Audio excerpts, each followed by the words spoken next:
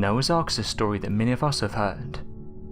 It details the story of Noah, of whom was given the task of building a massive boat and placing on it examples of the world's animals. The Great Flood is said to have happened. Recent discoveries by underwater archaeologists suggest that this event ended up sinking many cities. One such finding was made of the coast of Turkey, where researchers found traces of ancient civilizations dating back since the time of Noah. One thing that's interesting is many civilizations talk about a Great Flood, and some of these are even documented. Some scientists don't actually doubt that this happened, but have suggested it may not have been as massive as it's made out. For example, one theory is that the Great Flood could have been the flooding of the Black Sea. It's been put forward that rising water levels happened in this region around 7,000 years ago.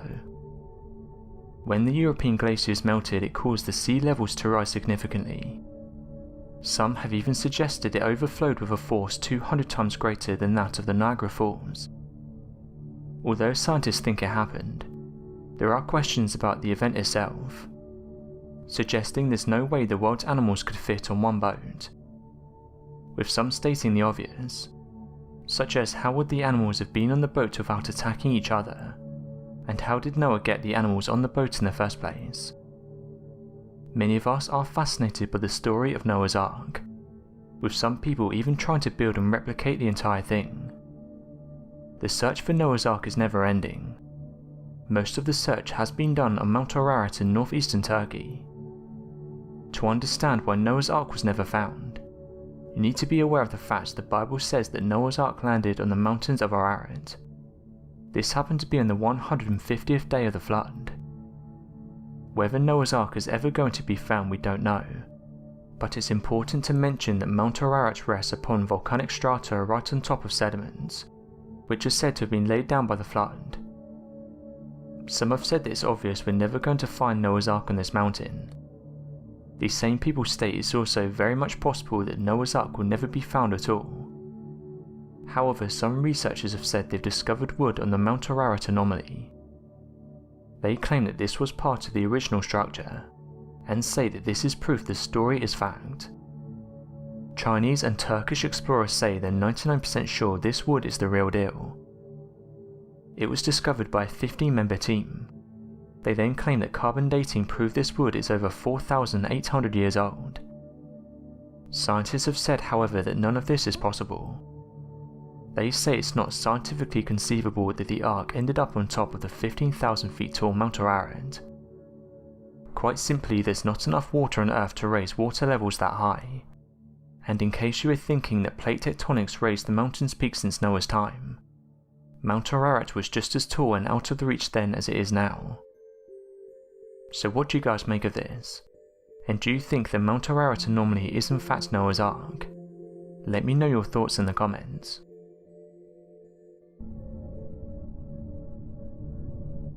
One place that's been shrouded in mystery is that of the Plain of Jars. When arriving in Laos, thousands of these massive jars can be found. What's interesting about these is the fact that some of these jars are between 1 and 3 meters in height, and also have a diameter of 2 to 3 meters. These incredible structures are made completely out of stone, and they date back to the Iron Age. As you can imagine, many have put forward questions as to why they're so big.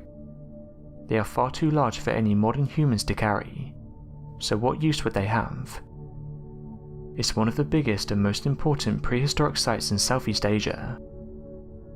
Researchers have established that some of these stones weigh over several tons. Most of these structures are made of sandstone, but there are others made of much harder granite and limestone. Researchers who analysed the stones come forward and said these giant jars would have been manufactured with a degree of knowledge, and whoever built them would have had vast knowledge on materials of the region.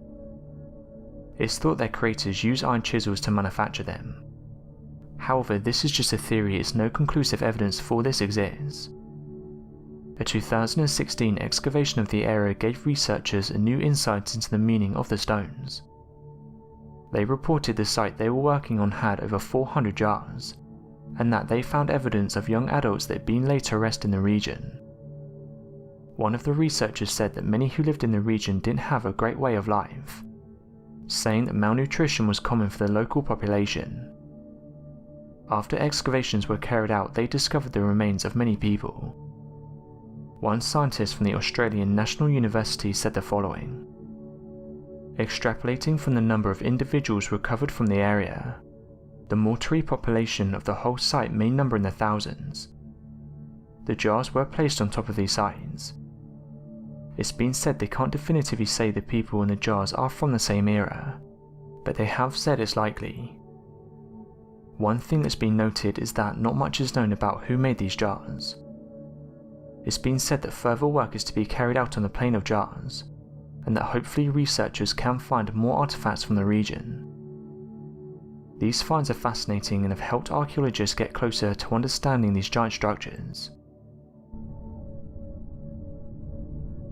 Neanderthals are our closest extinct human relative, and are said to have lived on our planet around 400,000 years ago.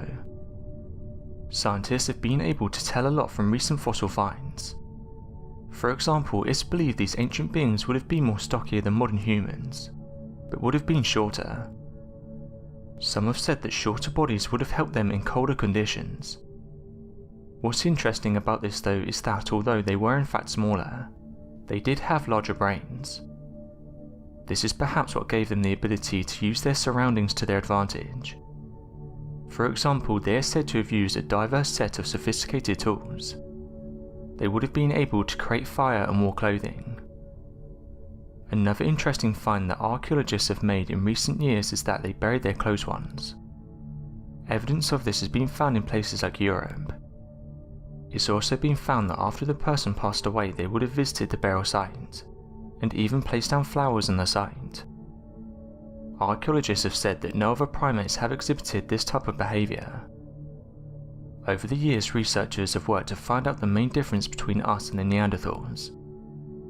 What's interesting though is while conducting these studies, it's also shown us what we have in common as well. For example, it was recently revealed that Neanderthals had problems with their ears. In particular, they had dense bony growths form in their ear canals. It's been commonly referred to as surfer's ear, and this is because it's said to form when someone is exposed to windy and cold conditions. This recent study has shown researchers that Neanderthals would have been particularly susceptible to this unfortunate condition, and again this comes down to the conditions in which the Neanderthals lived in. For this study, the team of researchers were able to get their hands on a number of ancient humans. Luckily, most of these were Neanderthals, which gave them the perfect opportunity to study these ancient humans. They made the discovery after examining the ear canals.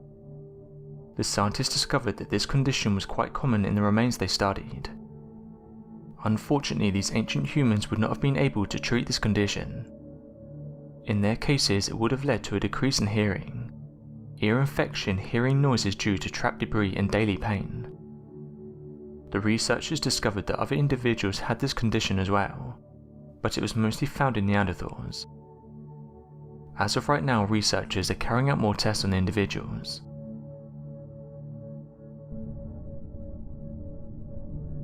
Going back, a South American farmer discovered something incredible underneath his land.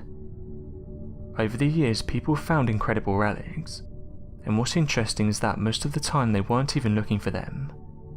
This was the case for this farmer. It turns out that buried under his land was an ancient relic that had been there for thousands of years. The discovery was from the Ice Age, and after calling in researchers, they quickly identified the remains as a mammoth. The discovery was then given the name of the Michigan mammoth. Michigan professor Dan Fisher said the following about the discovery. "After investigations, we believe the animal would have been around 40 years old when it met its end. We think that humans were here and may have butchered and slashed the meat, so that they could come back later for it." Scientists and researchers have said that due to the amount of mastodon and mammoth fossils that have been discovered, they were probably the most common Ice Age creature to have walked the planet. Over the years, the remains of these creatures have allowed researchers to learn what life would have been like during the Ice Age. This is in part due to the fact that some of these specimens have been completely frozen in ice. One location that's given us some of these is Siberia. Researchers have been able to analyse the skin, tissues and hair of this creature, and it's given us an insight into this creature's behaviour and traits. Going back to the discovery, the professor stated the bones were around 15,000 years old. It seems that scientists may have plans for these mammoths as well.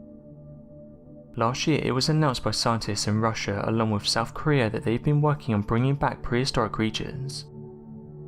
The scientists are currently carrying out research in a lab that costs $5.9 billion to build. The Russian scientists hope to study animals that were once extinct from the living cells. Finally, they want to be able to move on to restore the creatures. Some of the creatures they are studying include the cave lion, woolly mammoth, woolly rhino, and species of horses. This is no longer a fantasy. Scientists from Harvard and Russia have already delved into mixing genes to bring back species that are extinct. They want to put woolly mammoth genes into an Asian elephant, and plan to do this by 2020.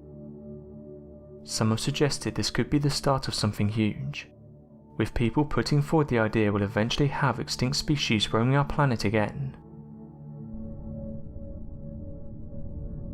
In recent years, people have reported encountering a hostile worm. This creature has many names, but it's most well known as the Mongolian deathworm. This creature is described as being bright red in colour and 5 feet in length.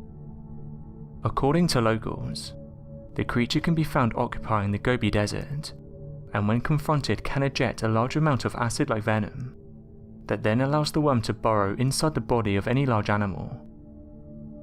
Residents of the Gobi Desert have credited the creature as being responsible for strange wounds found on the bodies of both camels and horses, as well as being the sources of a large number of disappearances involving travellers, which are never to be seen again when journeying out into the region. Other extraordinary claims include the worm growing to be a size of 10 feet long, and having a diameter of 2 feet in width. Others describe the creature as looking similar in appearance to that of a moving intestine crawling across the ground, and burrowing through the ground and bodies of large animals. Reports of this creature have been so common and such a terror to those living in the region, that many television networks have personally funded expeditions to locate the creature in the Gobi Desert, and prove its legitimacy as an undiscovered species of the area. In 2006, lasting all the way until 2007, Destination Truth, a popular mystery television show, conducted their own investigations on the cryptid, and continued the hunt for more than a year before ending the expedition prematurely empty-handed. Despite the lack of evidence for the creature, it appears to be a popular legend even in the modern day for those living in the region. One of the reasons this creature is so notorious is because of the way it takes down its prey. The worm is said to be able to kill prey from a distance. It does this by spitting out a bright yellow acid-like substance. Some have said that once it hits you or its desired prey, it will instantly burn through whatever area it's touched. Although elusive, it's said to be one of the top predators of the desert, and its method of hunting is one of the reasons why this creature is rarely seen. By slowly moving underneath the sand, the creature goes undetected to the human eye, and some reports state that it only comes into contact with humans if you're unfortunate enough to step on it.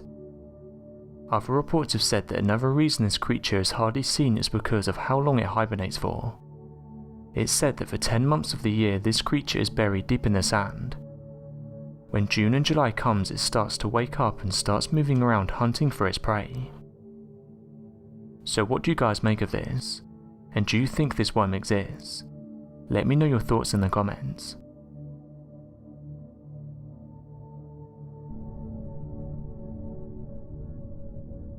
Thank you for watching, and don't forget to subscribe for more videos.